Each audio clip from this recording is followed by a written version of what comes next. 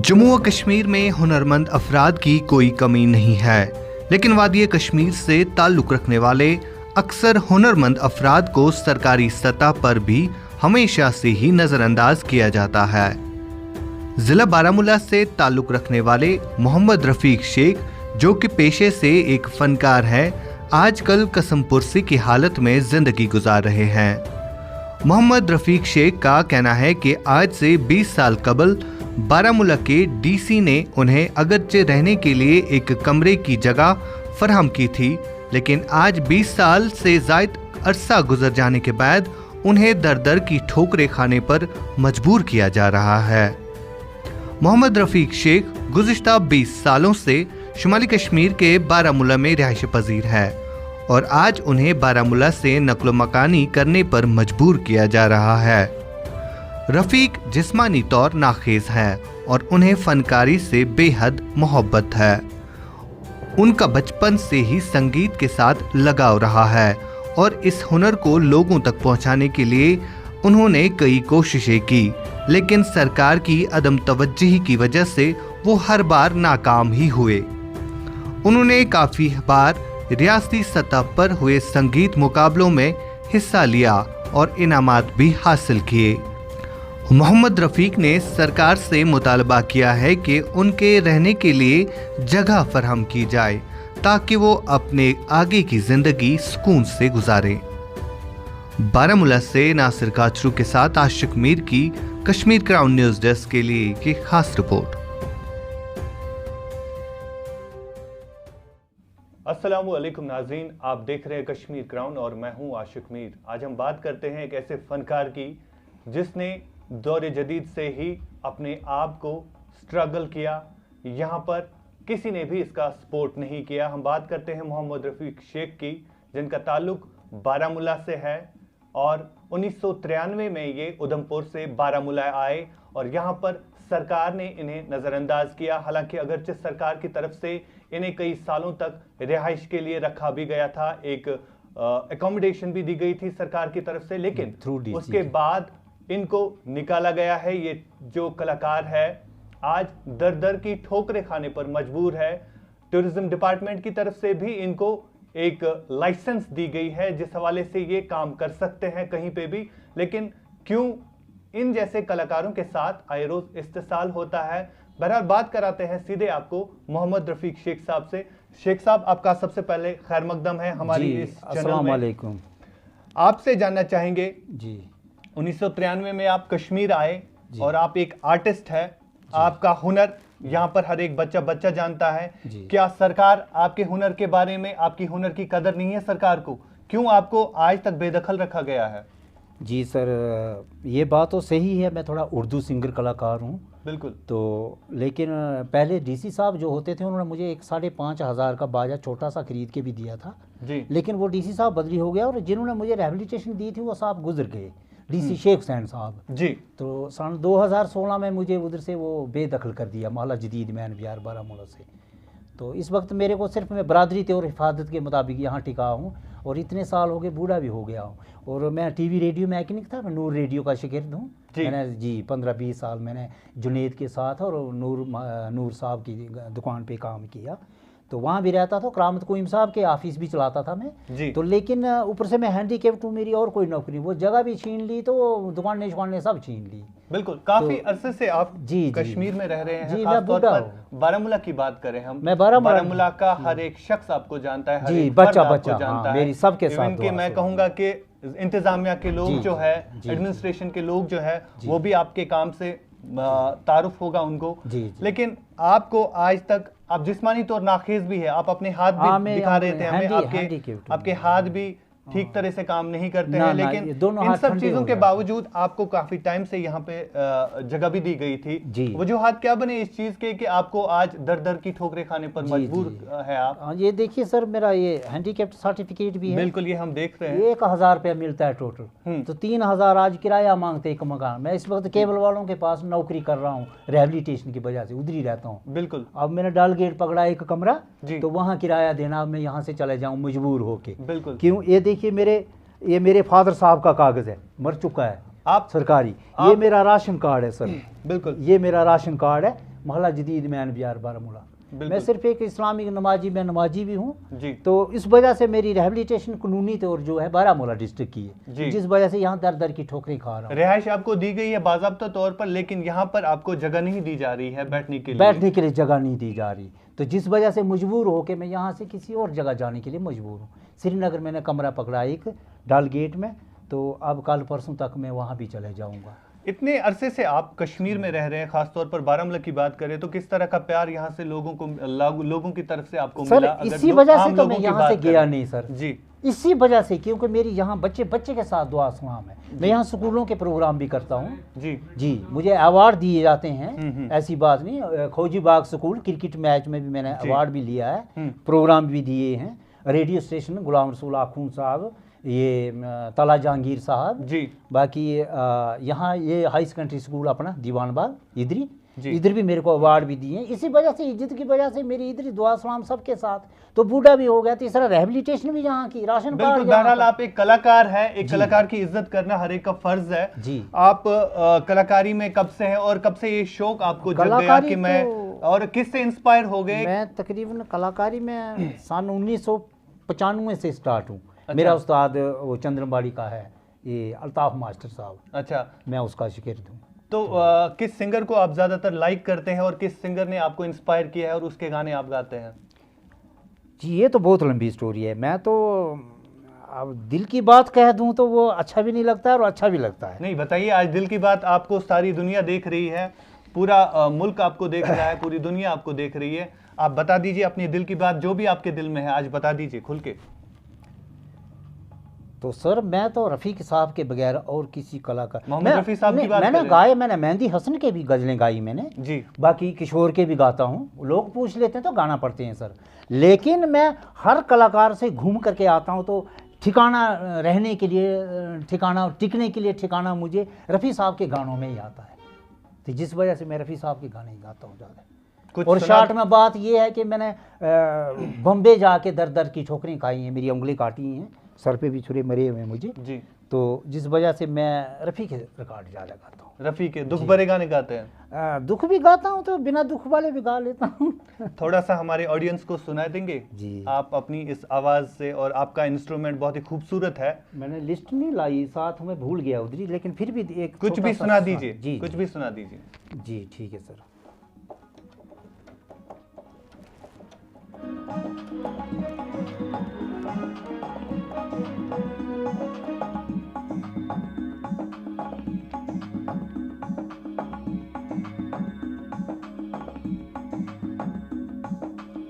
देखिए 65 हुआ, 65 हुआ जी। कितना है यहाँ पर? 78 हो गया, 76, 75।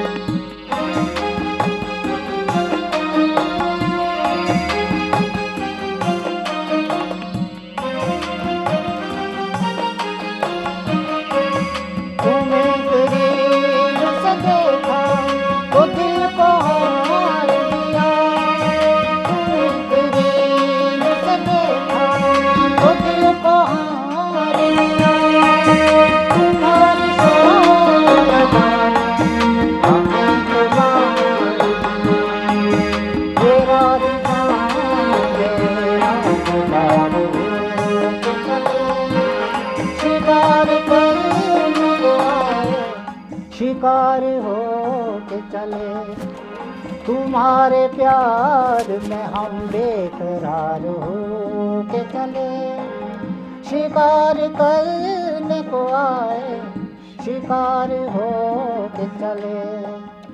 बहुत खूब, बहुत खूब।